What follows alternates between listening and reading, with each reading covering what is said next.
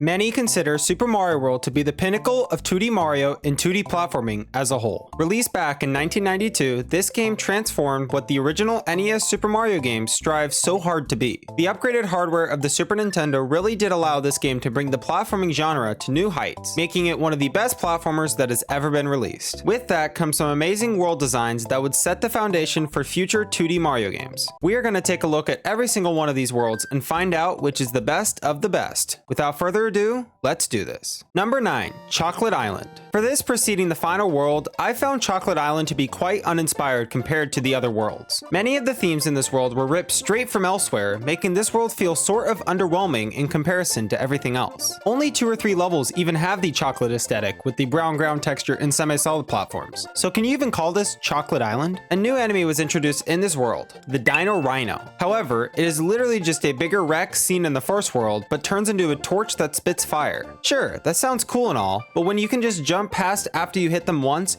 you literally cannot be burned by the fire, making the enemy pretty much useless. Even the ghost house and fortress levels are basically just carbon copies of every other one in the game, although that sort of applies to every ghost house and fortress, so I can forgive it for that. Also, Chocolate Island 2 is home to one of the worst secret exits known to man. In order to get the secret exit, you have to enter the second and third rooms with a specific number of coins. Why does it have to be this way? I swear, I have looked up so many guides and forums and none of them seem to be consistent. Some say it's based on time, some say coins, some say both. Literally the only way I was ever able to get the secret exit was to just play through the level and hope and pray I got both exits. This is the world I want to revisit the least, and that one exit makes me want to play it even less. Number 8, Twin Bridges. I'm going to be honest, I had no idea what the name of this world was until making this video. This world quite literally bridges Vanilla Dome and Forest of Illusion together, and it does so in a very interesting way. In Vanilla Dome, there are 2 main routes that the world splits into, branching from the first level that contains a secret exit. You can also find one of these routes from a Star Road exit in Donut Plains. These will take you to 2 bridges that lie on top of one another, hence the name Twin Bridges. Each one of these areas contains 3 levels, bringing the grand total to 6 levels, which is not very many, especially for a game as expansive as Mario World. These all revolve around the sky theme with the exception of Soda Lake and Ludwig's Castle. This sadly ended up being a huge flaw of Super Mario World, and it's not to the fault of the levels themselves. One of the most overpowered items in the entire Super Mario series was introduced in this very game, the Cape Feather. With this, you can more or less fly over entire levels and skip the whole challenge of a level. Too hard? Just grab a cape and soar right over everything with ease. This is a main reason why Twin Bridges lands this low. These levels were designed wonderfully, especially with mechanics like the moving platforms and saws, but sadly the Cape Feather sort of ruins this world and the potential it had to be better. Number 7, Valley of Bowser. For a final world in this game, Nintendo really did not deliver with many of these levels. Every single one of these levels, even Bowser's Castle, use rehashed level themes from other worlds. Pretty much nothing unique was introduced in this world besides the count lifts, which are moving platforms that drop after you stand on them for a certain amount of time. While these are neat, seeing them only used for one level is quite underwhelming. Larry's Castle even has the audacity to utilize one of the worst elements of any Mario game, the snake block. This one platform that moves in a direction you don't even know half the time severely hinders this level, making it one of the slowest paced levels in the entire game. Oh, and we're not even done with insanely slow levels. Valley of Bowser 2 has you in an underground cave, by the way, a theme already used, traversing a moving platform that you run through the middle of, desperately hoping not to squish yourself like a pancake. Because of how much pausing and waiting you have to do during this level, it seriously kills the speed at which you have been going through the game, ruining the momentum that platformers are supposed to have. At least the final Bowser fight is kind of cool, but in reality, it is super easy once you figure out the pattern. Plus, Peach literally throws mushrooms throughout the fight, so if you die during this fight, then I don't know what to tell you. For a final world in this game, Valley of Bowser is a little disappointing and might as well be replaced by one of the worlds coming up on the list. Number 6, Vanilla Dome. This world suffers from a lot of the same issues that the previous entries did. I never really can remember any of the levels from this world just because they are so generic and not vanilla themed like the name suggests. Super Mario Bros. 3, released before this game, honestly did a much better job at utilizing level and world themes to their fullest potential, each world having so many specially created levels for the world they were in. However, a good chunk of the worlds in Super Mario World just failed to do that. Vanilla Dome has a lava theme level that isn't even vanilla colored. It's just the same exact yellow tan color seen in other underground cave levels. Nintendo, you had such a great opportunity and you blew it. I don't understand. Anyways, at least this world does have a branching path separated by a secret exit in the first level, which of course leads to both parts of Twin Bridges like I mentioned before. The only reason I put this above the previous 3 is because the number of levels makes this world feel a little bit more complete and expectations are not super high at this point in the game, so some credit has to be given. Otherwise, there is no reason for it to be as uninspired as it ended up being.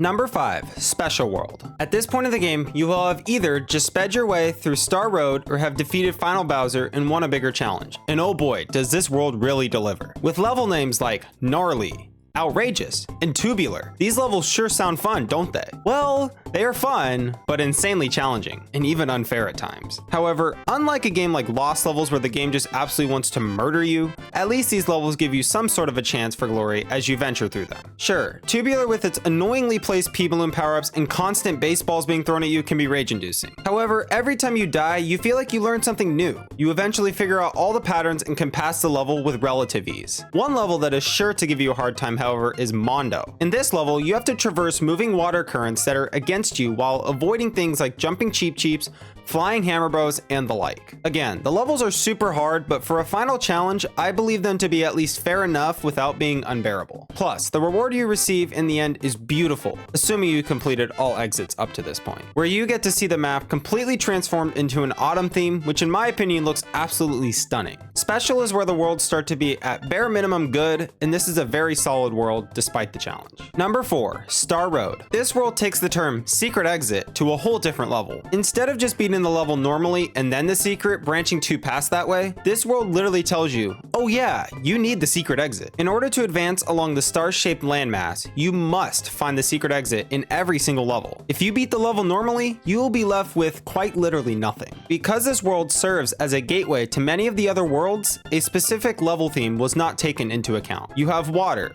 underground, sky, the whole lot here, and it fits this world super well. Many of these levels are insanely short, which I would normally not be a big fan of. However, because the idea is to uncover the secrets in each level and only serve a bridge to another world, I found it to flow very well with the rest of the game. A newcomer to the game will definitely enjoy seeking out how exactly to beat each of these levels. An Age Mario player may try to discover new strats to beat these levels even easier or faster than they could before. However you play this world, it is a super fun, bite-sized little adventure that I enjoyed quite a lot during my time of playing. Number 3, Donut Plains. For the second world encountered in this game, Donut Plains really does give you a good glimpse at what the rest of the game will be like. It starts off with showing you the Cape Feather, which you will soon realize is one of the most broken power-ups in the game. Yet, without it, Super Mario World probably wouldn't be as iconic as it is. This world also introduces one of the flagship features of this game that we have already talked non-stop about, secret exits. These are signified by the little red dots on the world map screen, which means there are 2 exits total for that one level. This allows the world to expand even more underwater and even inside the same cave as the final Bowser fight. A lot of the ideas you see in future worlds of the game were developed here in Donut Plains or the world prior, which we will get to shortly. Another cool concept in this world you do not see in pretty much any other Mario game is a help station, referred to as the top secret area, which can be found via a secret exit in the ghost house. You can stock up on fire flowers and cape feathers alongside even picking up a Yoshi, which can be super helpful, especially in the later worlds. Many of the level designs here were of course copied later in the game, as I've already mentioned, but because this is the first world to do such things, it definitely deserves the number 3 spot. Number 2, Yoshi's Island. Man, Nintendo really wanted to go crazy in this first world just so people could know what they were getting into. Yoshi's Island seriously shows off the revolution that is Super Mario World in the best way possible. First off, they allow you to choose between 2 levels at the start. That might not sound crazy, but every 2D Mario prior forced you into their first level, so Nintendo giving you a choice right off the bat is pretty cool. Plus, these first few levels do an amazing job at teaching you the ropes of the game with levels like Yoshi's Island 2 that literally introduce Yoshi, the main star of the game, and Iggy's Castle, which frankly is a good challenge for a first castle, making you climb on floating grates above dangerously hot lava. I do not have a single complaint with any of the levels in this world, and that is saying something coming from all of the other worlds we've talked about. All these levels bring something unique to the table in terms of design, and every single one is a blast to run through. It really is crazy how not many of the worlds that followed delivered on this masterpiece. Although, there was one that just barely made the cut. Number 1, Forest of Illusion.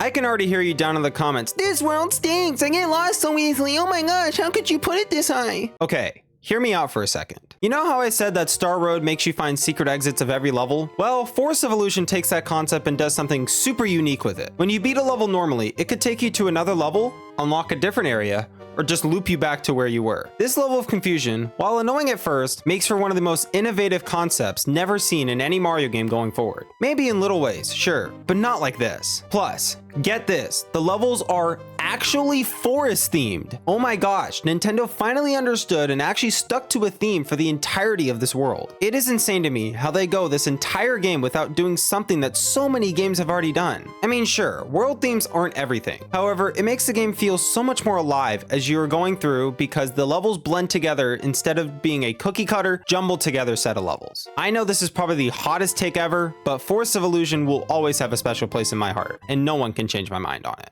Well, that certainly was a list. I have a feeling there will be some interesting opinions regarding this list. So if you have any thoughts, please feel free to leave them down below in the comments. I am super intrigued to hear your thoughts. Also, be sure to subscribe so you don't miss out on future ranking videos, as this is still brand new for me. I do also want to give a huge shout out to my higher tier members for continuing to support the channel. You guys are amazing as always. Thank you so much, and I will see you guys next time. Peace.